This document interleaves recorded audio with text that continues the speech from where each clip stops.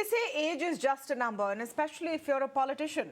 After all, 80-year-old Joe Biden has declared he's making another run for the president. But one of Maharashtra's senior-most leaders, and in fact one of the tallest leaders of Indian politics, 82-year-old Sharad Pawar today said, "We have to stop somewhere." The NCP president has stepped down from his post. He has said that he will effectively not be the national president of the party he founded in 1999 anymore. The decision was a surprise. It was unexpected and was made at a meeting with his party men and women, which resulted in high drama, emotional outbursts, and a number of top leaders of the NCP begging and pleading Sharad Pawar to take back his decision that he would step down. After hours of this, an announcement was finally made that he will take 2 to 3 days to decide what happens next. But all indications right now suggest that Mr. Sharad Pawar has indeed decided to step down. Now, if this was any other politician, it would seem fairly natural. An 82-year-old gentleman who's served his party, his state and his country in various positions. He was the youngest chief minister of Maharashtra. He's been a union minister several times, and right now is also the president of an alliance he helped stitch up in Maharashtra called the Maha Vikas Agadhi, which includes the Shiv Sena, the Congress and the NCP. In fact, it's only someone with the political imagination of a Sharad Pawar who would have got such unlikely candidates together in an alliance to beat back the power of the BJP in Maharashtra. So this is not just an elderly statesman who's hanging up its boots. It's Sharad Pawar who's deciding to call it quits or step down from an active role in running his party at a time when rumors are rife that his nephew, Ajit Pawar, is deciding to defect once again to the BJP with a clutch of MLAs. He did this, remember, a few years ago as well, which led to the series of incidents and the formation of the MVA. The other important point about the timing of Mr. Pawar's very shocking announcement is that it comes less than a year before the next major general election, and Sharad Pawar, in fact, is a very crucial leader in that group of opposition leaders who are trying to band together and give the BJP a tough fight in 2024. So what next for the NCP, for Sharad Pawar, for the Maha Vikas Agadhi and for the opposition? Many questions with this one decision, which has really been sort of an earthquake, political tremors in that announcement today. To speak more on this, I'm joined by Rohit Chandavarkar, senior journalist and who's been tracking Maharashtra politics with a very, very keen eye. Tejas Mehta, political analyst, with me on the show, as is Sanjay Jha, author. Welcome to all of you, and thank you so much for joining us today. Rohit, at one point, there was analysis, NCP leaders were telling us that nobody knew this was happening. Even Supriya, Sule, Sharad Pawar's daughter, did not know he was going to make this announcement today. Do you think it's such a snap decision or a well-thought-out decision which has only been implemented today? Tamanna, I think the family members, wife and daughter, would definitely know about this. I'm sure, because Supriya Sule also mentioned a few days ago that there's going to be some kind of an earthquake, political earthquake in Maharashtra. A few days ago, she mentioned this to just a few media men, and that got flashed but got forgotten. The larger picture seems to be that all is not well within the family also. We obviously knew that all is not well inside the NCP, and we spoke about it several times. Indications were coming, but looked like the family was together. But now it seems like the family too has some problem, and the issue that is at the heart of it is that there's been too much pressure from the central investigative agencies on one hand, and from the ruling combine of Shinde-Fadnavis government from the other side. We all know, and you also mentioned, how Ajit Pawar has been kind of on the border. Once took the oath with Devendra Fadnavis, and then this news came out 15, 17 days ago that he was likely to cross over to the BJP once again, or at least take a group of his supporters, some MLAs, some union leaders also with him, and join the BJP. Remember, last 2-3 years, Ajit Pawar has been saying, and we've been hearing about it, that why should NCP be so negative about getting into an alliance with BJP when BJP is doing so well electorally, politically all over the country and in Maharashtra also. If the NCP got into an alliance with Shiv Sena, which was also a right-wing Hindutva agenda party, then why not with BJP? That was his argument within closed doors, inside, the NCP core meetings, top brass meetings, and that didn't come out. But since Maha Vikas Agadhi lost power 9 months ago, there's been a lot of pressure on some of the top NCP leaders, especially from ED and income tax, and some of them are also were put behind bars. We all know that.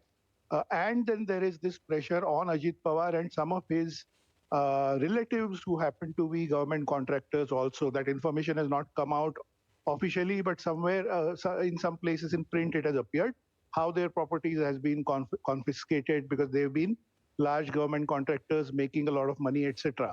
So all this adds up to the situation now where it looks like a possibility where Sharad Pawar is trying to assert himself and play this game and then make everybody say no, we want you, and then assert himself and continue. So one minute. This is interesting. You're saying this could be a ceremonial resignation. Or B is the other option. We don't know because we are talking about Sharad Pawar. B is another option where he's really fed up of these pressures and these things, because in the book that he has released today, a lot of people are talking on Marathi channels on that also, and I also appeared on a few Marathi channels speaking about this. He has expressed clearly some displeasure about Uddhav Thackeray and the way he was functioning as chief minister, and some of the decisions that Uddhav Thackeray took, etc. That has come out for the first time.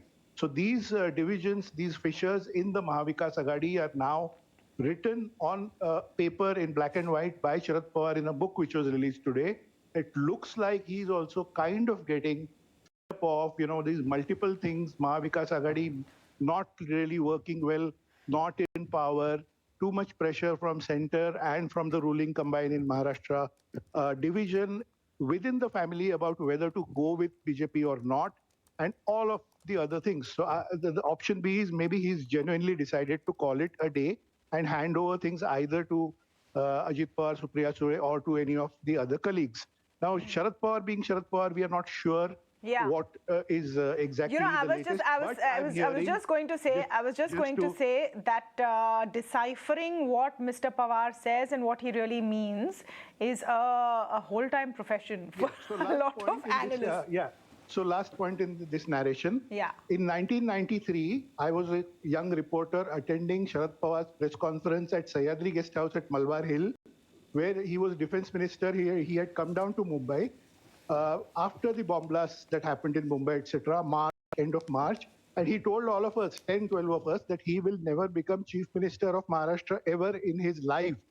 There were no channels that time, but a few cameras were there.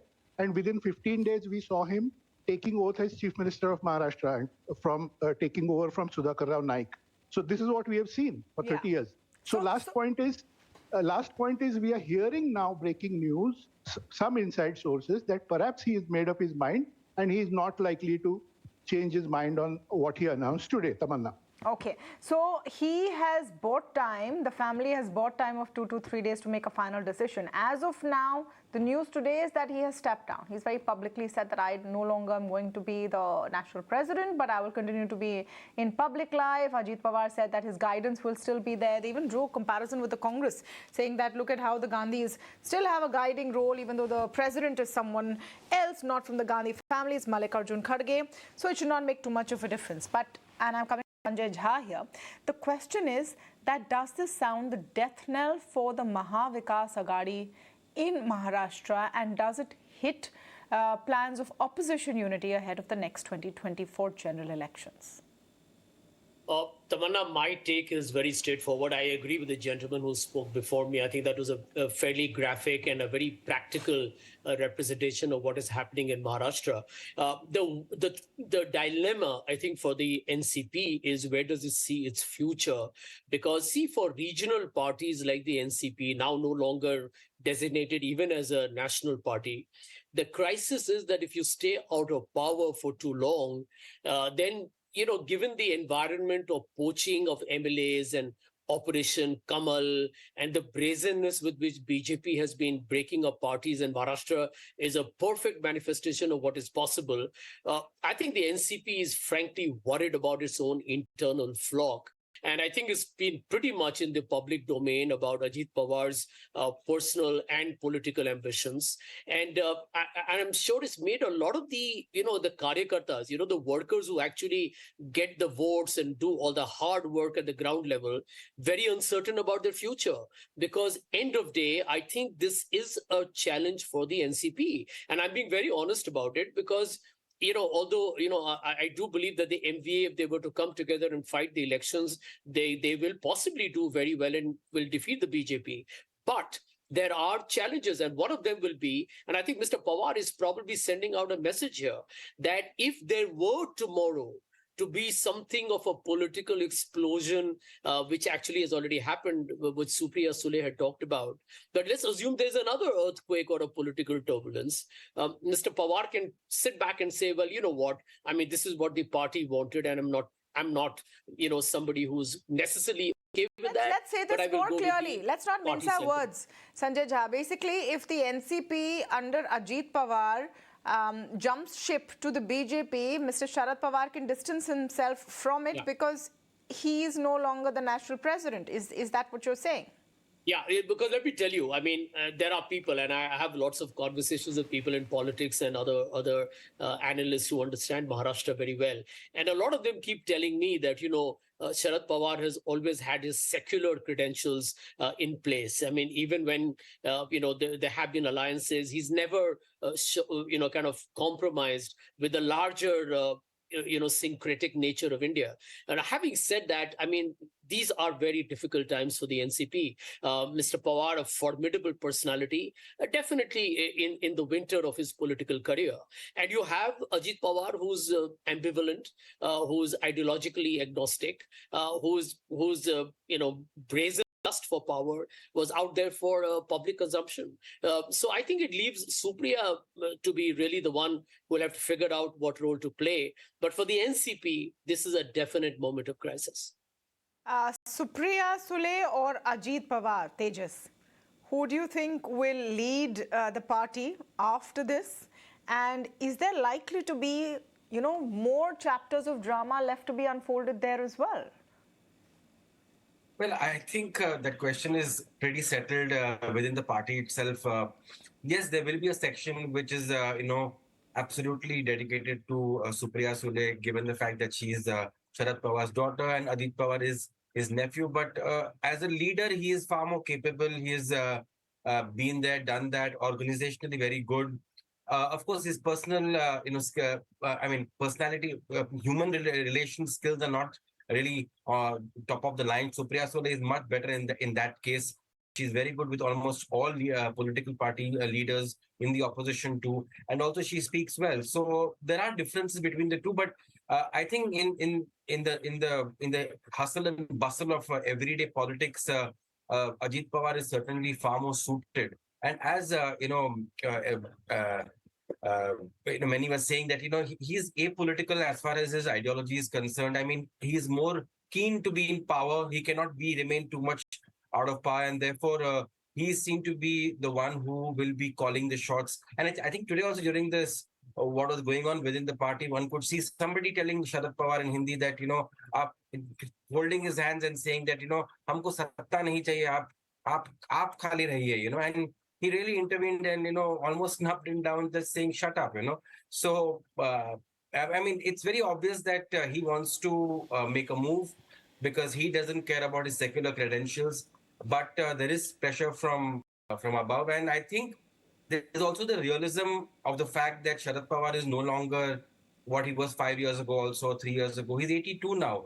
We have seen what happened with the Samajwadi Party patriarch Mulayam Singh Yadav. Became very ugly, and it could become extremely ugly here too, and one doesn't really want to see that. I think he's smart enough to really understand to possibly say goodbye. But of course, there are many factors. It's not just that he's being totally sincere about and resigning about his health and all of that. There are many factors here. He's fed up. There are a lot of pressures, as Rohit was saying, from the agencies, and there is a push for Ajit Pawar, there is a incentive for him to move also. So I think in the next couple of days, nothing is going to change. But in the next few weeks, I think a lot will happen in Maharashtra. And what really happens within the current government is also going to be very interesting, because the Shinde factor has repeatedly been saying that we don't want to have the NCP here with in our government. So what's really going to happen? How is it going to really play out? We'll have to wait and watch. And of course, we have Raj Thackeray also knocking at the doors of the NDA. So it's going to be very, very interesting, Yeah. especially before the election. One last point, I think there was a practical difficulty which the MBA also had, and that was going back to the people and asking vote under one banner of the Shiv Sena, the Congress, and the NCP. If the NCP is out from here, I think Congress and Shiv Sena, there is absolutely no chance that they be the ones who are now going Exactly. The people and NCP asking and for votes. specifically Sharad Pawar is the glue. I want to get Rohit's view on the Ajit Pawar versus Supriya Sule sort of section of this or angle of this, and Tejas is right. If people who had been watching that live sort of interaction with party workers saw Ajit Pawar was chiding people, telling them to keep quiet when they were, speaking out, and he's supposed to be a tough taskmaster.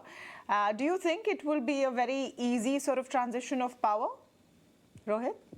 I don't know whether there are any, divisions genuinely between the cousins, or it is something that has been discussed in detail and kind of settled already. Because history is that it was made very clear that Supriya will play a national role. She will be in the parliament, which is what she has done for more than 10-15 years. And Ajit Pawar will be a state leader controlling things in the Maharashtra Assembly. That's how it has worked, and that is how the division has kind of worked till now. The latest thing we are hearing is that some of the office bearers in the head office of Nationalist Congress Party at Nariman Point office have been changed, and some of the trusted old people have been kind of shed away, and Supriya's people have been posted there, general secretary looking after the office, and one or two other positions. So is there going to be some kind of power struggle over who controls the party between Ajit Pawar and Supriya Sule? Perhaps that might happen. In Maharashtra's overall political sphere, we have seen many political families where one cousin is with either NCP or Congress, and the other cousin is with BJP. One big example is that of Pankaja Munde, Gopinath Munde's daughter, who still continues to be with the BJP, and her cousin Dhananjay Munde was a minister, NCP minister, very close to Ajit Pawar, and is in NCP. Similarly with Mohite Patil family of Solapur, similarly with many other families. This somehow, Tamanna, has never happened in the Pawar family. They've always stuck together, and the family has always been together, discussing things within themselves, and always presenting a united picture for the external world. This is the first time in the history of, let's say, 40, 50 years of Sharad Pawar's career, where perhaps his nephew will kind of walk away if he decides to go with the BJP, and we will have this same picture in the Pawar family also, where one of the successors of the party legacy moves away from the party, aligns himself with BJP, and the other members of the family, Rohit Pawar, Supriya Sule, and others, perhaps will stay with senior Pawar and remain with NCP. Perhaps that might happen. I'm not sure about. There are so many Ajit theories. Pawar has once again made it clear today that he is not leaving NCP. He got very angry, very annoyed outside YB Chavan Center at Nariman Point when he was again repeatedly asked by media today in Marathi whether he had any plans to leave. He almost attacked, almost got aggressive against the person who was asking that, and said, do you want me to give a clarification every day that I am still with NCP?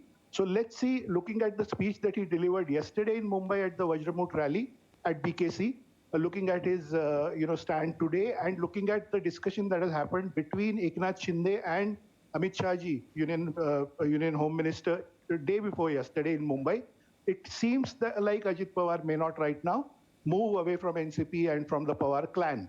but you never know, like Tejas says, you never know what will happen in the long run. Anything can happen in the long run, which is what I have been saying to you on your various shows earlier also. Yeah. So in the long run, also in the next few months, there are so many factors. There's going to be a Supreme Court verdict on the MLAs that jumped ship when the Shiv Sena split. Will they get disqualified? What does that mean? You're going to have the next assembly election in Maharashtra also in 2024. So that doesn't leave too much of time for any kind of combination to do much. But in the context of the general election, Sanjay, I'll come to you on this. What does this mean for opposition unity? Does it make a difference if Sharad Pawar is not national president? He's saying he'll still be in public life. Will he still play that sort of role in getting parties together? Or is there a concern and question mark there as well? As far as, Ajit Pawar being questioned by the media and other people about, is he going to join the BJP? Well, he has to live with it for the rest of his political career. I mean, this is what makes politics, like living in a goldfish bowl. You did it, and, your credibility will be under constant scrutiny. I mean, this is the way in any democratic society questions have to be asked to politicians. But your question is valid, Tamanna. I think, there are two aspects to it. NCP has so far, basically it's an offshoot of the Congress, and they have not really moved away from the Congress plank, barring that little phase when Ajit Pawar flirted briefly with Devendra Fadnavis. But I think the fundamental question at the moment is the existential crisis that NCP is imagining is going to play out. So clearly it's a party that is not appearing to be as bullish about the MVA as we expect it to be. I mean, that's what a lot of people who support the MVA want MVA to do well, want all the three, kind of factions to be optimistic about their chances. NCP doesn't seem to be so convinced. And I think if there is even one weak, shall we say, link in the chain, then it definitely makes the alliance fragile. I also, however, would like to throw out a caveat here, that if the NCP were tomorrow, whether it's the entire party or part of the party, which if it splits tomorrow, then I do believe that it completely loses, it actually can cede some of the advantage of its vote back to the original Congress from where it left. So I think a lot here will depend upon how even the Congress is watching what is happening. Because I can tell you there are many people I know within the NCP who will be extremely uncomfortable to be in any alliance with the BJP.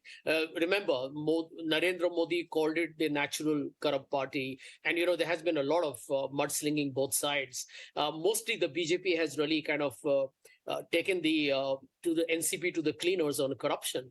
But as I said, Indian politics is absolutely fluid and free-flowing, right? So when Ajit Pawar joined Fadnavis for a couple of days, suddenly all those irrigation scams were history. I mean, they didn't seem to matter.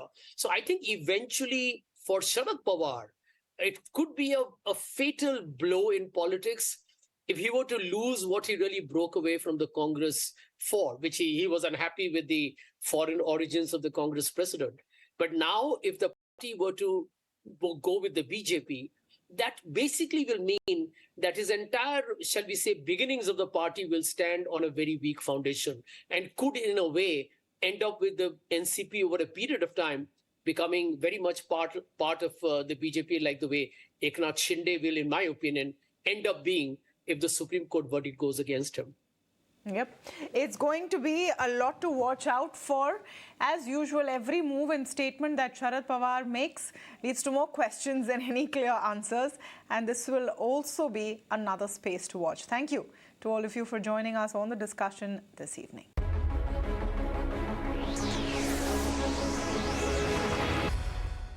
I